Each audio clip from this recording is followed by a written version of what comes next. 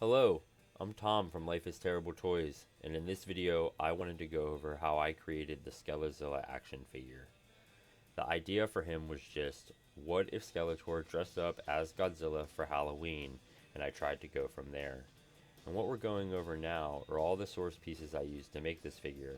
They came from 3 different figures: a knockoff Godzilla, an 80s Remco Masters of the Universe style pelvis and torso, Skeletor's feet, and head. And the first thing I did was separate the Godzilla into all the different pieces, and I started filling the hollow parts of him with clay. And once they were full, I was able to press magnets into the joints to create the fittings before hardening the clay. This applied to all of the pieces except the head, the arms, and the mask. I chopped the feet off a pair of loose Skeletor legs, and I fit them into the bottom of the Godzilla feet. The Remco pelvis was fit into the Godzilla pelvis, and clay was sculpted around it and hardened. The torso had magnet fittings drilled directly into it, and then I filled the excess space with clay. The head also had a magnet fitting drilled into it, and the face of the Godzilla mask was cut to fit around the Skeletor's head. What we are looking at now are the molds. They are basic 2-part molds for all of the pieces with lots of air venting.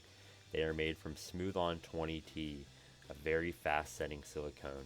I tried to put a lot of the prep work into the pieces, so once the molds were made, all of the hard work was done. When these pieces come out of the molds, the sprues get cut off, the magnets get glued in, and there's very little cleanup on the pieces. The majority of the pieces were cast in a very rigid resin, while the body and mask were cast in Smooth On 60D, a more flexible resin for fitting purposes.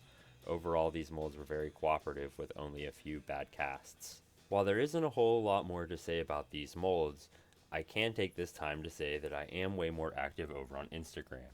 So if you're interested in keeping up to date with the latest releases and information on Life is Terrible Toys, please head over to Instagram and give me a follow.